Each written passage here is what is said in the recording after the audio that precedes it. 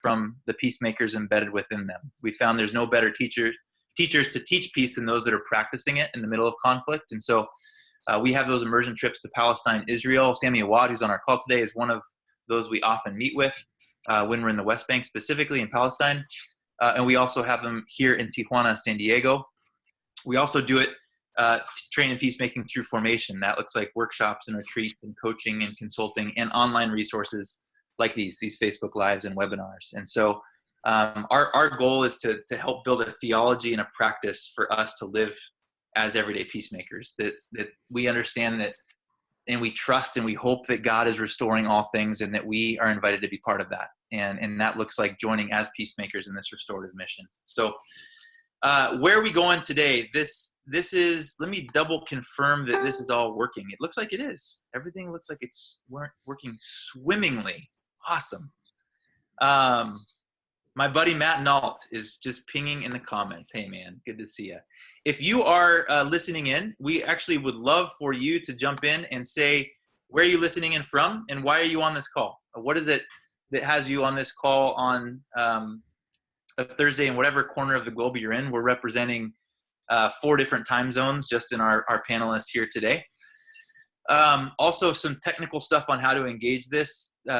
Drop comments and questions into the comments thread for any of our panelists as they're sharing. And our team will be harvesting those, and we'll have a couple different sections of Q&A directly with Ruth and Michael and Sammy, who you'll meet here in a second. So put those in, and again, we will probably won't be able to get to all of them, but we'll grab any that are most focused on this specific conversation. Let's see, anything else I need to be saying on the nuts and bolts? I don't think so. All right, friends, let's start with Ruth. Would you share just an introduction of who you are and what brings you onto this call today? There'll be more space to talk about your context here in the next question. Hello, everybody. Good morning, evening, whatever time it is for you. I'm here. My name is Ruth Padilla de Borst, and I live in Costa Rica in an intentional Christian community called Casa Adobe, and that's my context. But I'm also part of more Latin America-wide movement and global movement called Infinite International Fellowship for Mission as Transformation. So it's really good to be with you. Awesome. Thanks, Ruth.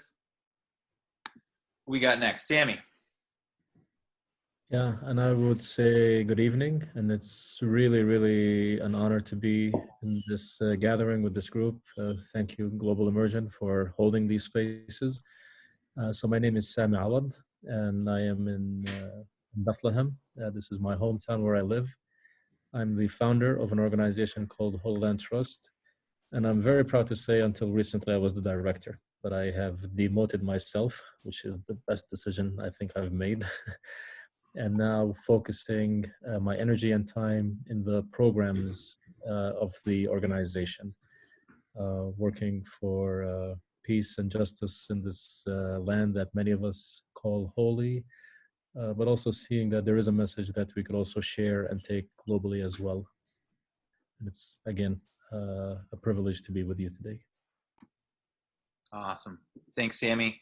Hey, before Michael jumps in, thanks all of you jumping into the comments. I see you coming in from all over, from New York, from Australia, from Fresno, Walnut Creek, Tacoma. Keep jumping in, share what it is that has you on this with us today. All right, to Australia. Well, good morning. It's morning for me. It was quite early when I had to get on this call, so I just jumped out of bed, did my hair, tried to make myself look presentable. My name is Michael Frost, and I am a founder of a mission study centre at a seminary at a university here in Sydney. In fact, our seminary is right in the middle of a coronavirus hot zone, so at a nursing aged care facility right next to us. 2 elderly Australians have passed away. The local high school shut down, was the first one to do so, and a professor at the university has contracted it. So, yeah, the college that I come from is right in the middle of that zone. And Of course, we've suspended classes, so working from home and trying to figure out how to educate people doing exactly this, speaking through boxes on a screen. But like Sammy, I want to say I'm also incredibly honoured to have been invited into this conversation, and good to see you all. All right. Thanks, friends. Continue to comment and bring questions as we go here. Let me set this up, and then we're going to jump in longer form with each one of you. If you're on this call and you're connected with Global Immersion in some way, you probably have some kind of connection with following in the ways of Jesus, understanding the kingdom of God as an identity, as a community that we are all called to participate in. And in these moments, it's interesting to think of a phenomenon that's been happening for some time. It's way beyond this current moment, of a socio-political movement towards nationalism that has been creeping across our borders and boundaries and into them, and is manifesting itself in some very tangible, harmful ways. And that's happened here in the States. It's happened across Europe. It's happened all over the place. And I would argue that our understanding of ourselves as citizens of a kingdom of God, of a kingdom family, it runs in direct contrast to any of this movement towards nationalism, that any kind of understanding of ourselves first and foremost of citizens of a nation state rather than citizens of a kingdom that transcends any border or boundary. And so we're in this precarious time where many of us, I think, are seeing the world primarily through the lens of our orientation to the nation state we happen to find ourselves in rather than a global family. And this is a moment for us where I think some of that, those cataracts that have grown in our eyes, or ways that we've become callous to our global family, are being broken down.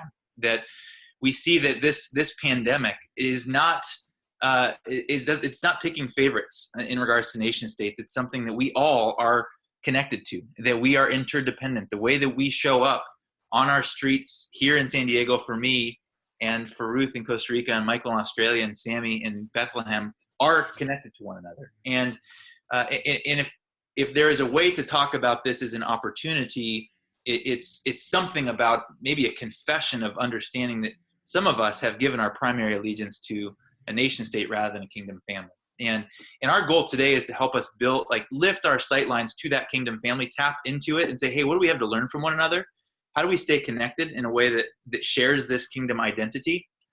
And again, for us, organizationally, we define peace as the holistic repair of relationship. Anything that divides us, whether it's in ourselves, on our streets, in our family, we trust that God's mission is to restore that. And that means our global family is directly connected to my flourishing is connected to the flourishing of each of these three on this panel, and that's true for all of us here. And so, many of us are probably familiar with the concept of Ubuntu. I am because we are, that our flourishing is interdependent. And I want to offer this metaphor is maybe a metaphor we think about as we're hearing from the perspective of Ruth and Michael and Sammy on this call. A Catholic theologian named Paul Knitter described worldview as a telescope, that each one of us is given some kind of inherited worldview that is built upon the context we were born into, the theology, the politic, the nation state, and that is the telescope through which we see the world. And the reality is, until we begin to borrow the telescopes of others, like those on this call, we will never see the holistic picture of God's reign, of God's rule, of the kingdom of God that transcends any one telescope. And so this is an opportunity, an invitation really for us to say, hey, can I see through your telescope so I can have a clear sight of God's vision for the world and vision for the identity of this family that we're part of. So with that metaphor in mind, I want to move towards our panelists here. And a couple of the questions I want to kick open, and then again, we're going to be taking in your questions. We'll integrate that into the Q&A. It's a two-part question. Sammy, you can jump into this first. What's the reality in your context right now? I mean, you live in a place of military occupation in the West Bank, in Palestine, in Bethlehem. What's a briefing on that context? The second question is, what is an understanding of this interdependence as a kingdom family? Why does that matter right now? Yeah. Take it away. Yeah, well, just to share that I live in Bethlehem, and specifically in the town of Beit Jala, which has been the concentration hub of where the coronavirus has hit. Not far from where I live, 5-minute drive from here, is the hotel that has been the place where most of the people that are sick or not or in their quarantine have been in. And the situation is very, very difficult. As everybody knows, we have been living under occupation for many, many decades now. And so we don't have the ability and the tools and the access to the resources that are necessary. We don't have that full understanding of freedom to engage in. At the same time, I have to say a great compliment to the people and to the leadership in the Palestinian areas that are really stepping into the space in a very, very beautiful way, new way, cooperation at the grassroots level, understanding that the call to stay home is very serious for us because, again, we cannot afford not to uh, contain this as much as we can. um, Cities and towns like Bethlehem, Beit Jala, and Beit Sahur, if you've been in this area, you know these cities are very close to each other. They have been completely cut from each other, divided from each other. We cannot go outside of Beit Jala, like the town that I live. So all the roads are blocked by the Palestinians, in addition to the blockade, of course, by the Israeli military. And the sad reality is to see something like what happened yesterday, which is in the midst of even a self-declared curfew, to really control people and to really bring this to an end. The Israeli army takes advantage of that situation, comes into Bethlehem, raids the city, creates fear and terror, and arrests 3 young Palestinians. And all of the reactions and the triggers that happened after that. So to see people that are already on the edge, people are fearful, people are already in a place of questions and doubts, and a place where there are rumors that go out, and not knowing how to deal with the people who are infected, and not to have the I don't even know what word to use by the Israeli military just to come in and to arrest 3 people as they are in their homes. And not that they were accused of anything. One of them was actually just released a couple of months ago from Israeli prison. And I talked to his brother today, and he hasn't been involved in anything since that time.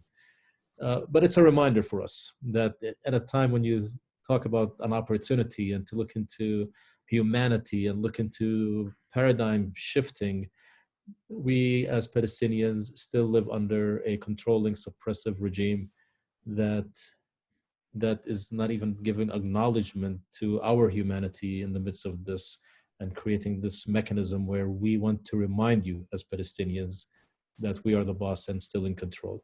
So this is a very, very challenging time to face here.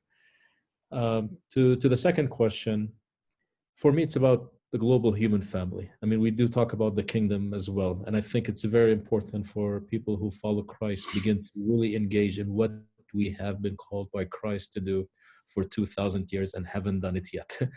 And so as we connect also at the human level with the global community, for us to go back to the teachings of Christ. And Christ was all about bringing people to the kingdom. Everybody is invited to the table. There is no difference. We cannot judge, we cannot condemn, we cannot create isolation. And the church has failed. I honestly say this, and we remember in the conference in Mexico, like we had this, like the church has failed not just Christianity, humanity for so long. And if we don't wake up to our responsibility to ourselves, to the faith that we follow, to the message of love and forgiveness and peace and connection that we are called to do, then what is the purpose of our existence? So this is a great opportunity for us to come together, to engage in the deep work of connecting, healing, listening, having compassion, not judging people for what they believe in, but opening our hearts for them and serving them. This is a great opportunity that we need to really build on, and to, as you said, to really begin manifesting the kingdom. This is not about nations. This is like the amazing thing about, as we know, this virus has not differentiated between anyone. Has made the field plain for all of us again. And so this is an opportunity for humanity to come, to engage in a process of healing and reconciliation and forgiveness for the sins that we have committed against each other, and for the damage that we have created and done to this beautiful planet that God created for us and has been holding us. And it has been suffering so much, and there is absolutely no doubt that such a reaction was going to come and has come. And here is a great opportunity for us to engage in a deep transformative way of creating new paradigms on this earth. Beautiful.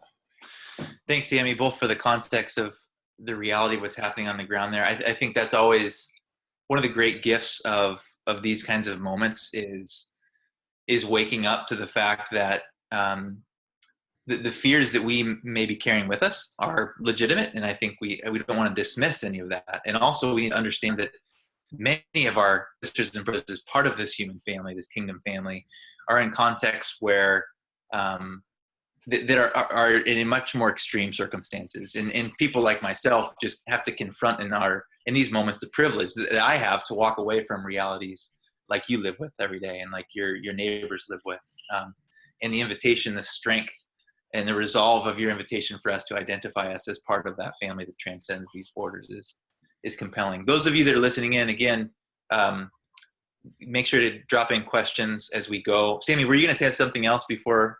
It looked like you were going to say something. I wanted to say that part of what we need to engage in is to really create a separation between the reality of the facts that are happening and fear. We cannot be agents of fear at all. We cannot even talk about fear. There is a reality. There is a virus out there that has to be dealt with physically, spiritually, emotionally. We have to deal with it. But fear cannot be in any of our discourse at all. And just to say that, yeah, we could deal with the virus, and there are mechanisms to deal with this, but we cannot be engaging in any way to promote, to engage, or advocate fear as part of this. Yeah, beautiful. Thank you, my friend. Okay, let's move to Ruth.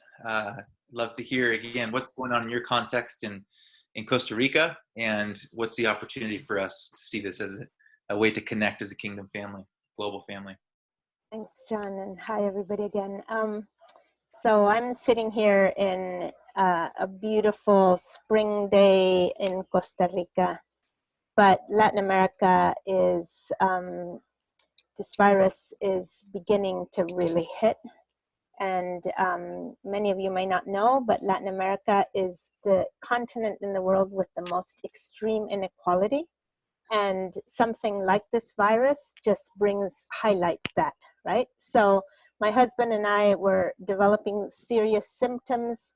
So our intentional community we're a part of said, you know, you really should be tested because we have so many involvements in our neighborhood and in broader context here in the larger community.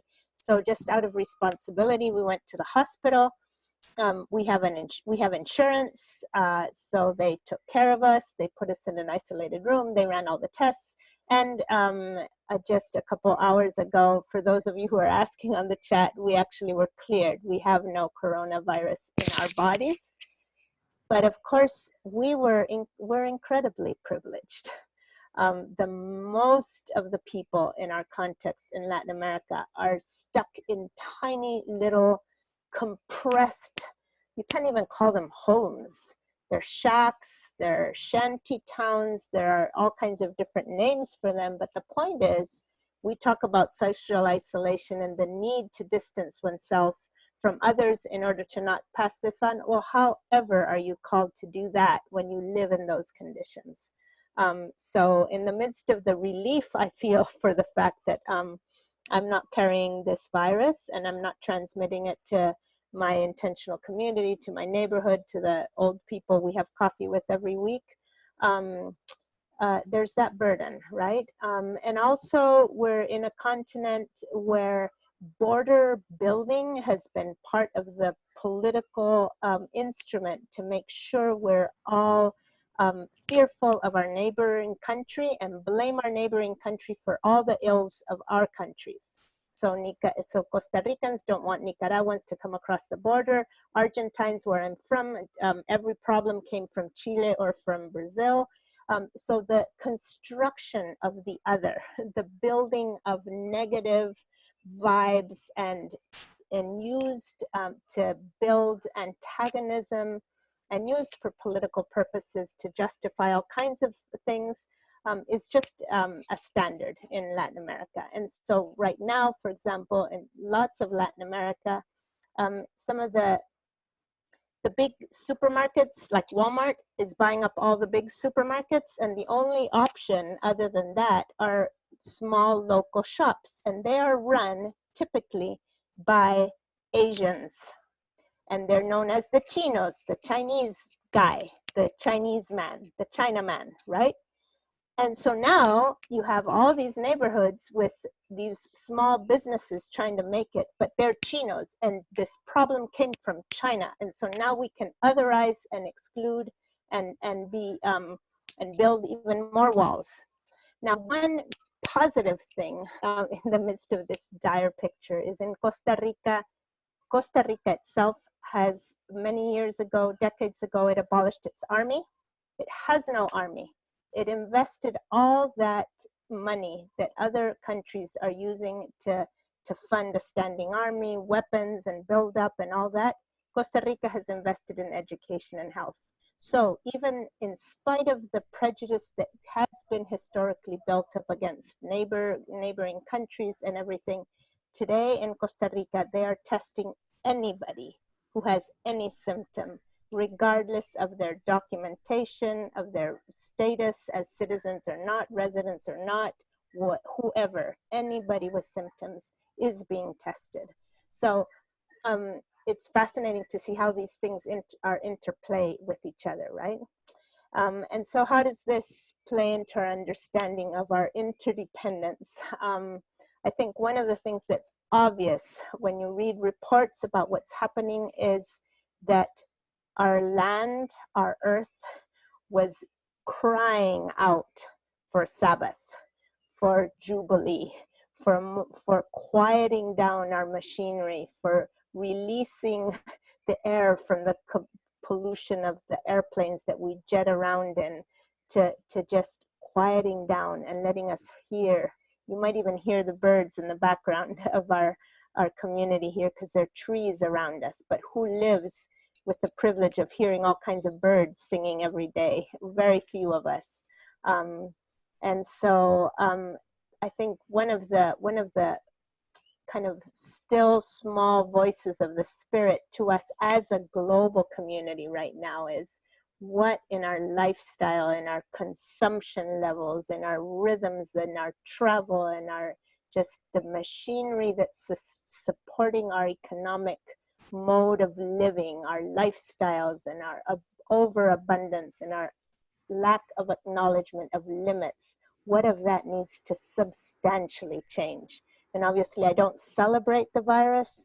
It's a tragedy, and we really pain with so many people suffering because of it. But we also want to listen to God's Spirit and the promptings around these issues.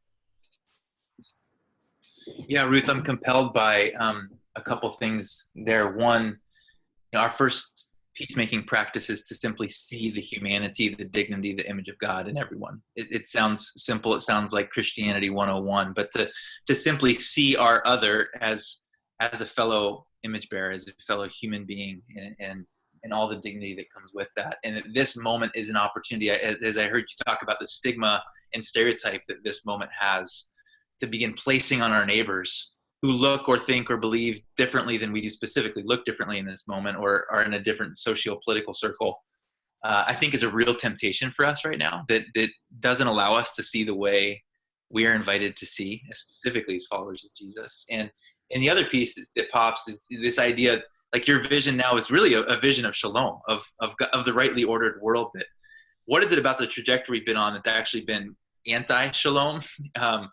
That's disrupted not only the way we orient with the world, but our earth in general. And what is about this that there is a bit of a trajectory shift, a confessional opportunity for us to consider what does shalom mean for us and what we have to learn from this. So yeah, I don't know if you'd offer any more commentary on either of those before we go to Michael, but that's certainly highlighted in what I heard from you.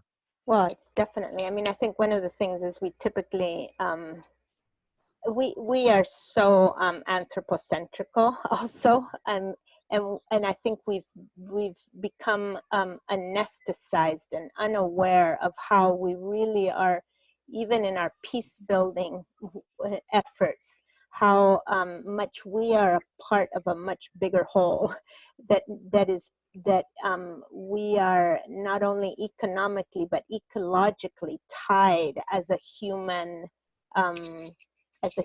body, that we share this common home, and we are made up by the components of that home.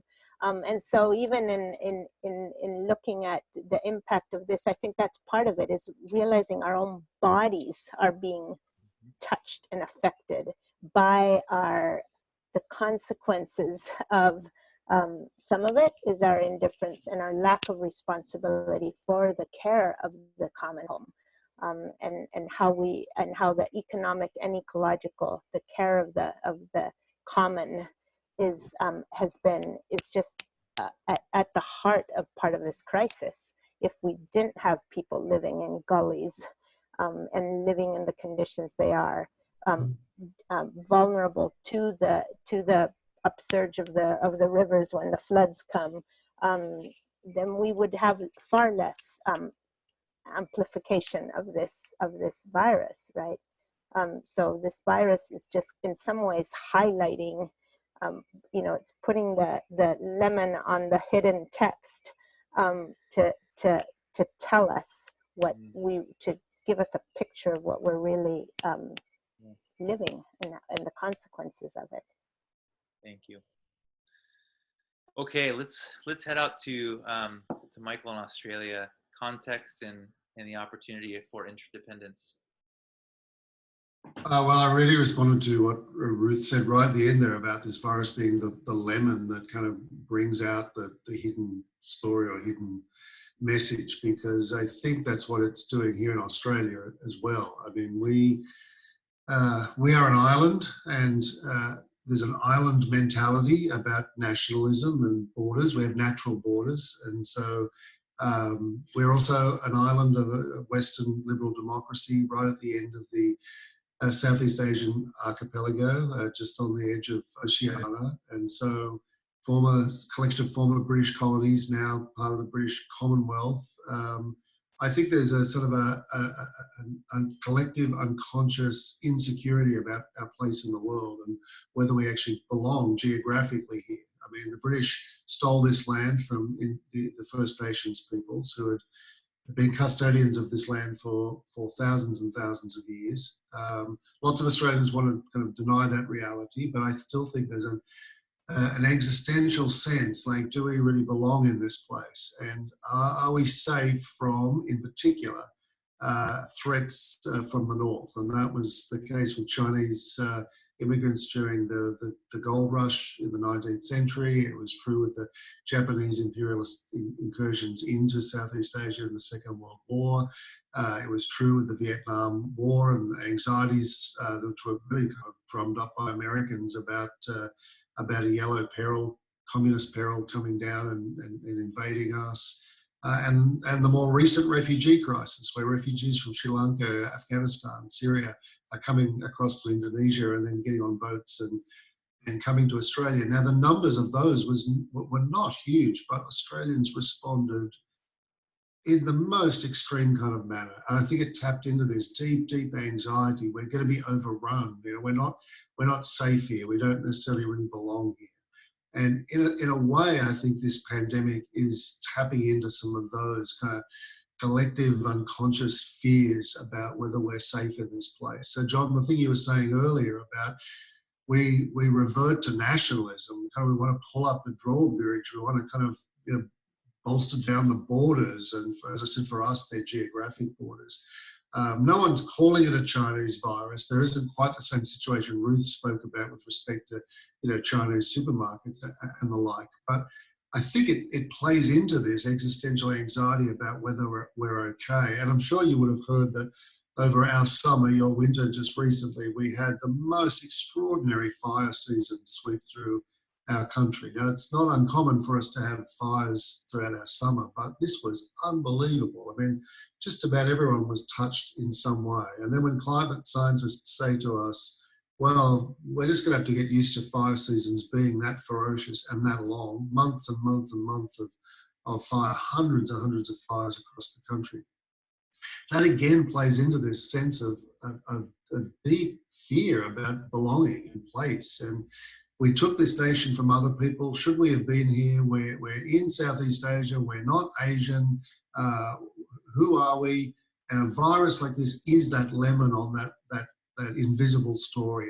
It brings out lots of very unfortunate impulses. And I've been, to go to Ruth's story about supermarkets, I think the supermarkets have actually kind of been the lens through which we can observe this, where, you know, privileged, middle class, comfortable people are panic buying, not just the toilet paper that we all kind of laugh about, the panic on toilet paper, but you go into supermarkets and the shelves are a quarter empty. All the rice, the pasta, all the canned goods, the non-perishables are all taken. And there's plenty of food. They're all in storehouses. We're not in trouble. But this panic, this kind of fear of scarcity, this sense that I'm alone, and that even though we talk about being a community, and strangely enough, we did come together during the fire season, but it feels like this virus has just taken us even deeper into our anxieties about the other, about the need to hoard and stockpile and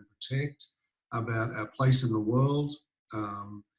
We've closed all flights in and out of the country. We're shutting down any kind of connection to the world. So I responded really strongly to what you were saying at the beginning, John, about what does it mean for us to say that as members of the kingdom of God, the family of God, we are in an alternative society, a redeemed community, and that nationalism and borders and othering and hoarding and stockpiling and that kind of fear has no place in the community of which we're part.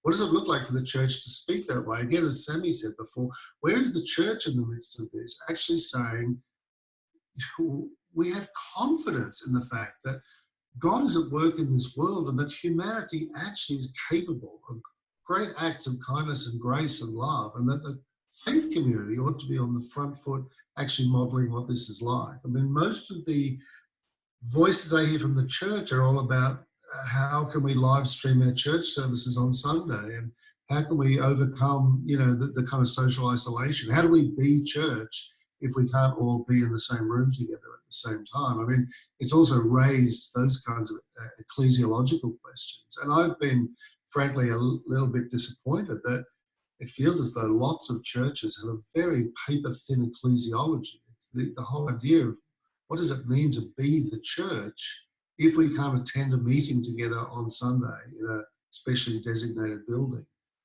It's completely thrown people. The limited moral and spiritual imagination of what it means to be church has distressed me. But then more broadly, nationally, I've been embarrassed to see the way in which our church has responded to this as an existential crisis. And so, yeah, I think if only the church was willing to actually speak into that and to say, you know, there is something more beautiful, more rich. There is an opportunity for another way to be human in this world. And like Ruth, I don't thank God for this virus. I don't thank God for the at this stage, handful of Australians who've died, the hundreds of Australians who've been infected. But I do think it might very well be an opportunity for our making to really discover as Christians our identity, but also our role in the midst of what in my country has become a health crisis, yes, but I think an even deeper existential crisis. Thank you, my friend. Wow. In those threads of belonging, I think are so significant, as you, especially what you're saying early on about this bringing stuff to the surface that's within many of you who are the colonizers in that context. It's putting into question some of those realities that maybe you've known about, but you're feeling in a visceral way now. I think, and then even how that informs what's the leadership moment of this from a church perspective, to see that alternative community, that prophetic moment lived out? What's the gift there? I'd love to hear you interact with that a little bit, but also, when we're feeling that angst, that existential angst, that maybe we have misstepped.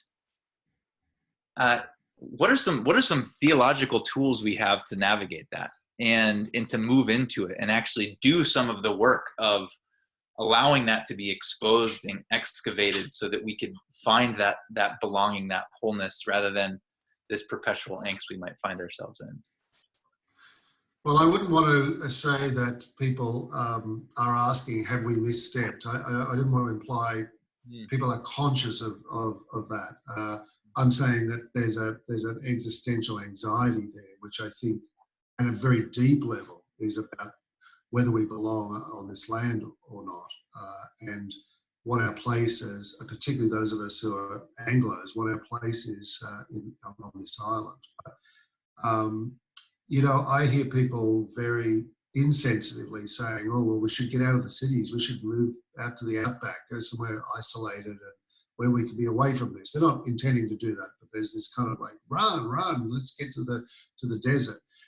Without any sense that there are actually remote Indigenous communities in those places who are incredibly fragile and open to a pandemic like this. I mean, the swine flu went through Indigenous communities in Australia and devastated them. And so, I mean, don't go to the outback. I mean, stay away from these fragile communities where there are very, very limited medical resources, very limited. I mean, the medical clinic that's open, a few hours a day in some cases.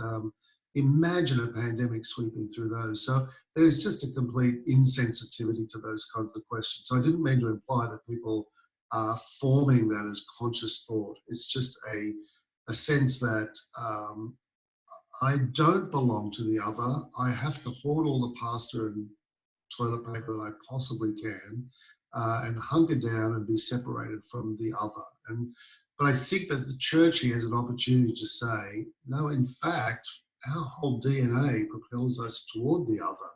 That it propels us toward intimacy and compassion. It propels us toward interaction and connection. And this kind of conversation is saying, well, and not only to my neighbor, but globally. I mean, we need to hear from other voices in this respect in order to not just gain perspective, but to recognize that the reign of God is unfolding inexorably around the world. And our limited vision of that is what keeps us stuck in fear and self-interest. Before we closed down the college, our last chapel service, we had a preacher from Mozambique who very gently and politely said, I understand this is a really traumatic time for Australia. Your shelves are empty in the supermarket and your medical services are strained, and there's great fear and anxiety, and people will be losing jobs and there'll be huge financial strain. And as he's saying this, I see Ruth smiling, because as he's saying this, we were all embarrassedly smiling like, oh, of course, oh my gosh, this is how so much of the world just lives all of the time. But for us, it's the worst thing in the world, because now it's affected, middle class, suburban culture in this country. Mm-hmm. Yeah. John, can I comment just on that? I mean, I think one of the challenges is that even, and particularly maybe in these supposedly Christian nations, there really is an operative paganism in the church. And what I think that is because, I mean, there's a lip service to the kingdom of God, to God's purposes, to worship and song, but in reality, all the imagination, the effort, the energy is placed onto the same things that our general consumer society prioritizes and holds as values. And so we need the comfortable place, we need the comfortable house, we need this and we need that. And we also go to church, and we also praise God on Sundays, and we like our praise music. But functionally, truly, our heart, our desire, our everything is not placed on may your kingdom come, may your will be done. It is still, it is co-opted, it is focused on the very same things that are leading us into this kind of situation of a global pandemic.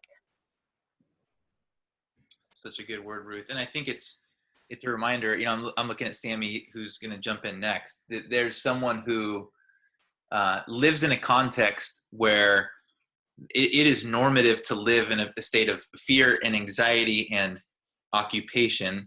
Some of us are feeling some of that on this privileged side. And it is, like you're saying, Ruth, now all the alarms go off, when in reality, many people, like Sammy and others, live this every single day. And it's because our economy has gotten so upside down. And so, Sammy, would you jump in? One of the questions that came in, I read you say today that there are some things that kill humans and others that kill humanity. Would you offer some more commentary on that? Yeah. I mean, as we know very well, there is a virus out there, and there are many diseases out there that do affect us as humans and cause injury and pain and death to us. But for me, I think what we have been experiencing, and then for me, it's very important. The way I look at this is not to say this virus has come out of nothing, out of the blue, like some little mistake that happened. And this has been building for a time. This has been built. This energy that creates such viruses is a response to how we have been behaving. I fully agree, like what Ruth said now. And for me, the disaster is that the church has actually been leading the system of slavery and consumerism and destruction of nature and marginalization of other people and the sense of exclusivity. And it's a sad reality. And all of this creates these diseases. But the point is that there are the diseases that kill, and there are the diseases that we create that kill our soul, our humanity. And again, for some time now, we have been destroying and killing our own humanity. We have become this fear epidemic. We've been talking about this for years. The world is living an epidemic of fear. And that is killing who we are as humans, how we relate to each other, how we see each other, how we, again, connect with nature, how we connect with all creation. As everybody's speaking, I just had this image. Our journey from the beginning has been the journey to return to Eden, to return to paradise. And since that day, we have taken every step to go further and further and further away. And Christ came to remind us and to tell us what we need to bring that kingdom, to bring that sense of utopia, of Eden, of paradise back to us. And again, we continue to do the things that push us away, away, away. And so for me, as humans, if we lose our humanity, then maybe there isn't a reason for us to actually exist. We have a calling, we have a message here, we have a purpose in this life, especially the church. If the church loses its humanity and just becomes a system of consumerism and capitalism and greed and control and how much money I'm making and how many people are part of my church and my church is better than your church, it's very, very sad to be in such a place. And the healing needs to happen to heal our humanity, to reconnect with it. And I fully believe that once we do this, we will see even these physical viruses and epidemics decline as well. This is the reminder for us. Yeah, piggybacking on that a bit, Ruth, the next question was, how do we begin to navigate these internal barriers for those of us that are in privileged places that are obstacles to us to move towards change, towards this understanding of a new humanity, towards the trajectory back towards Eden? Would you give some insight into what your thoughts would be on that? I suspect nobody goes to the doctor unless they recognize they're ill. And so in some ways, there needs to first be a level of awareness. We are privileged. And our privilege is built on the bent, broken backs of these other people and on the raping of creation. And so acknowledging our sin is a first. Willingness to confess, to confront, to name it, to face it. which is probably the hardest hurdle, is just that level of willingness and I think, yes, this theme that's been weaving through this whole conversation is the issue of fear, and fear because we're constructing our identity and our security on sandcastles. And even though we say Jesus is Lord, and we say, we might say many things, but to truly confess Christ's Lordship and God's goodness, that takes a new level of faith.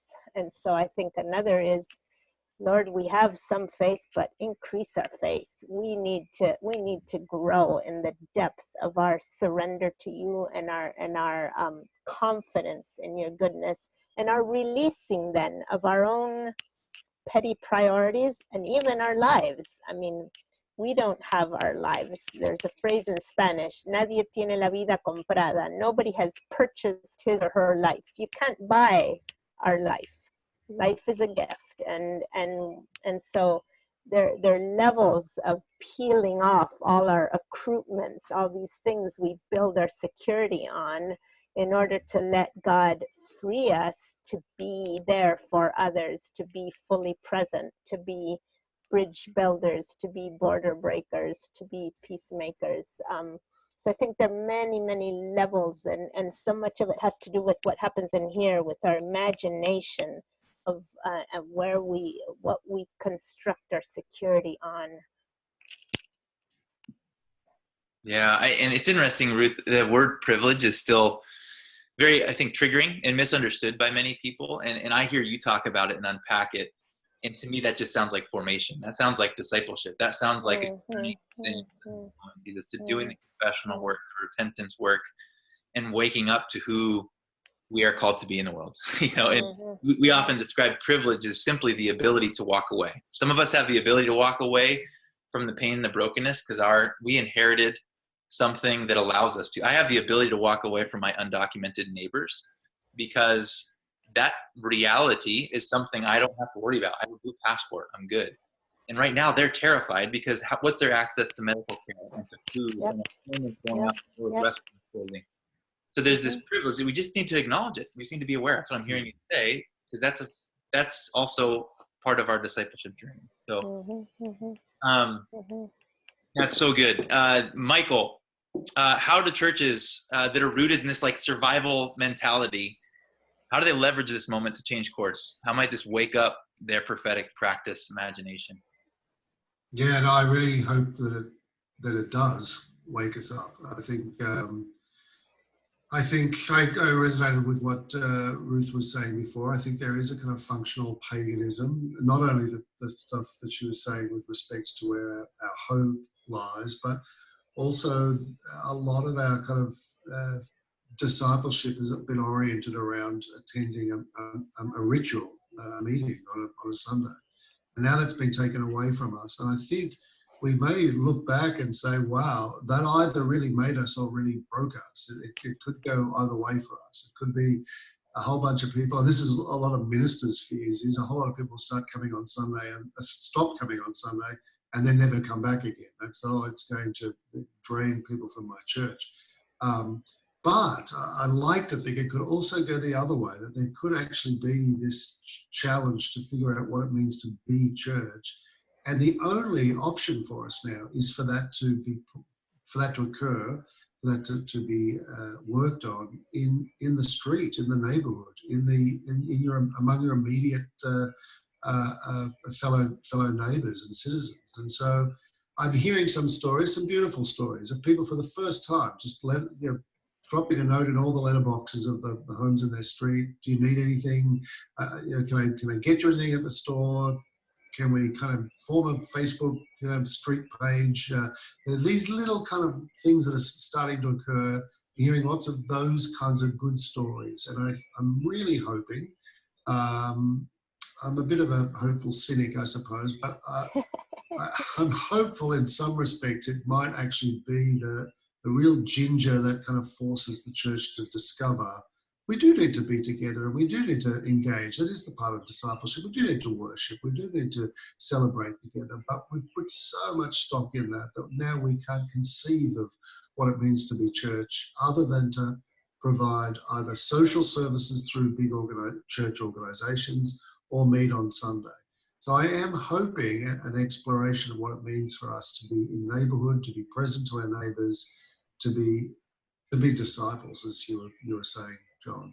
I also would want to pick up on what Ruth said before. Certainly in my country, I hope that this also becomes an opportunity for repentance, for the church in Australia to not just say we're sorry we stole this land from the original custodians, but to actually seek to work toward compensation and recompense and genuine reconciliation in relationship, not just in word.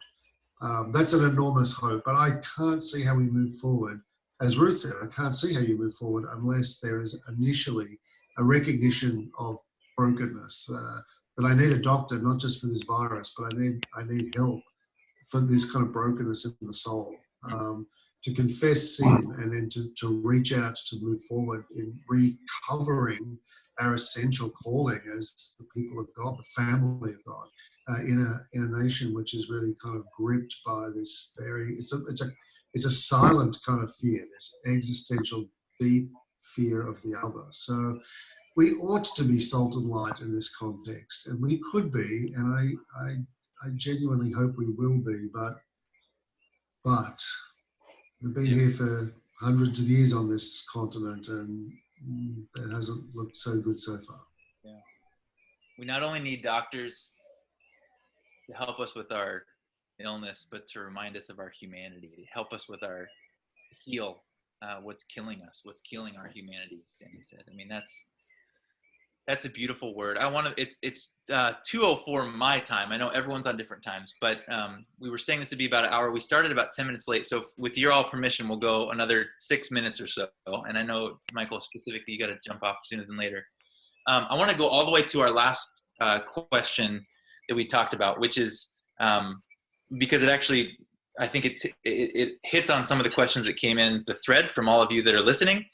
The last question was, how should this inform the way we're living locally as global citizens? Understanding our interdependence is a reflection of our trajectory towards peace, towards restoration, towards shalom.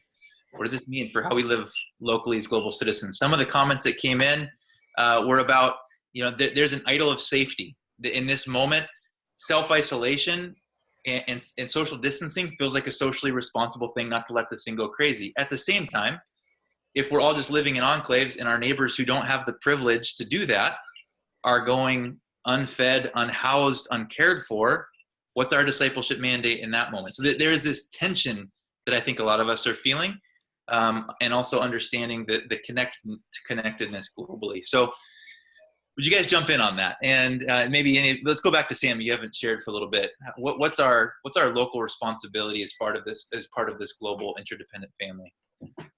Yeah, I'm going to be very fast and very simple. I think for me, what's important is to acknowledge, yes, there is the need to create these spaces now for making sure that the virus doesn't spread. The challenge is when we are creating these spaces and building fortresses around ourselves, when we are becoming more fearful of losing what we have than an ability to be able to share some of the resources that we are able to. So I could be physically in isolation, but that doesn't mean I have to go and empty my bank account and put $100,000 in cash in my drawers and to buy guns, which I heard in the US now more guns are being bought than any time in history. Again, sadly to say, by Christians, people who claim to be that, to protect themselves from others. This is not what we mean by having care and being preventing the disease from spreading. So there are many opportunities. We have the technologies that we can help people, that we can share our resources, we can support each other, we can take care of this. I was in a conference call yesterday, an amazing woman, a leader in the Philippines, she was talking about the Filipino government asking people to go homes. And I think like many people, what is home? Cardboard boxes, millions of people. What do you mean go home? So this is where the opportunity for the church comes in. Yes, we can now share, we can give in our resources, and God will provide. If we believe and we trust, God will provide what we need, not what we greed.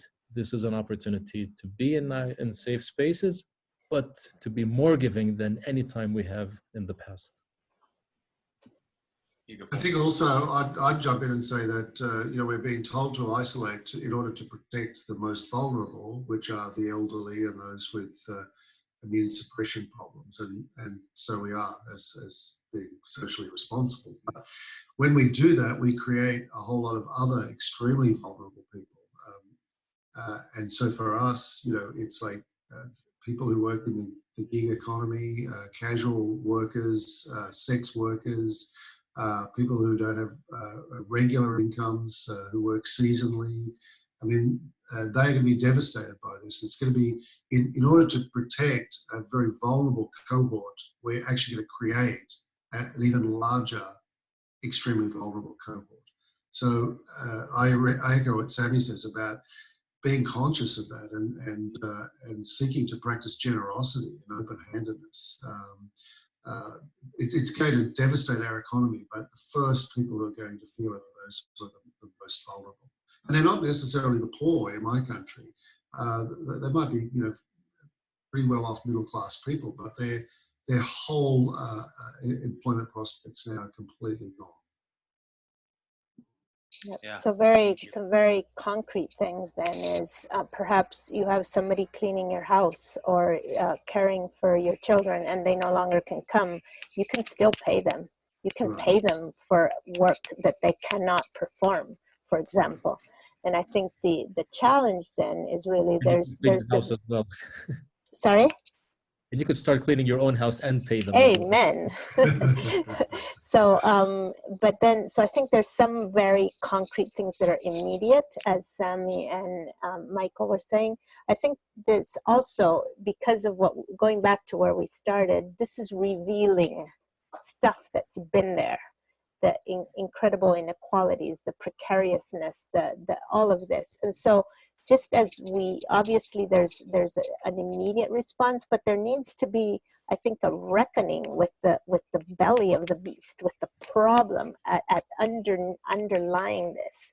And so perhaps in those free times, instead of just picking up more Netflix, we could really prayerfully examine what substantive changes need to take place. Do we need to spearhead? Do we need to embody in our places and be leaders in engaging beyond our immediate circle, to recast our way of living, our way of life, our what we are building our livelihoods on? And so I think there's several measures that need to be responses: the immediate, the middle, the longer term, because the world is definitely a pre and a post corona. Wow. This has been wonderful. At least for me, and hopefully for those of you listening in, it's a bit of a moment of, we're all feeling this in different ways, but there's something about these conversations that does even connect virtually, to ideate, to build that prophetic imagination in ourselves and in our communities, in our neighborhoods, to wake up to other people's reality, to our own privileges if we have that. And so I'm deeply grateful on behalf of myself and Global Immersion to each one of you three. Thank you for your contribution, for your life. We'll offer ways to stay in touch with all three of them to support their work.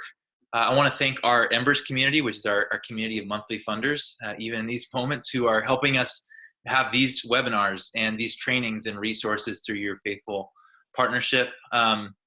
Save the date. Assuming all goes well, we will be in Palestine and Israel in November 8 to 15. We still have some spots for that trip. Hopefully, Sammy, will see you on that trip. We are Haley, who is our Director of Communications and Development, Haley Mitsui. She's actually going to start a daily practice, a daily gathering, online gathering for 30 minutes to help us stay connected and grounded as a community via Zoom. She's going to post a link to that, or an image to it. So we welcome you to jump into that as you maybe are experiencing more isolation than you normally may in everyday life. Many of us are. Tomorrow, we're going to have another Facebook Live like this. It's going to be focused on stories and local practice. Jer, my co-founding director of Global Immersion, will be facilitating that with 3 practitioners who will offer some really tangible ways to live into this last question that you 3 just interacted with. It's at 12 o'clock Pacific Standard Time. And then we have 2 more in this series of Everyday Peacemaking in the Pandemic next Tuesday and Thursday at 12 p.m. That will focus, again, on Tuesday, we'll focus on practices as everyday peacemakers. Thursday is going to be with Leroy Barber and Kathy Escobar to help us discern what's ours to do. How do we actually discern in all of this overwhelm, what's our unique contribution? And so hopefully it's a helpful series that we all stay engaged in. If you text the word peace to the numbers that are dropped into the comments, 66866, that'll launch you into a series of resources we built to take next steps in your practice. So I hope you can do that. Let me close with this word from Parker Palmer that I think is a beautiful commissioning to us here. And so, again, thank you to you 3. Blessings be upon all of you that are listening, that are living, that are navigating this moment with conviction and hopefully some growing clarity. Parker Palmer says, community does not necessarily mean living face to face with others. Rather, it means never losing the awareness that we are connected to each other. And I think that's true for us as a global family. It's obviously true even in our own neighborhoods right now as we're experiencing some of that distance. May we never lose our awareness of our connectedness in our community as a community on a trajectory towards shalom, towards wholeness. Thank you all. Much love. We'll see you next time. Peace. Bye.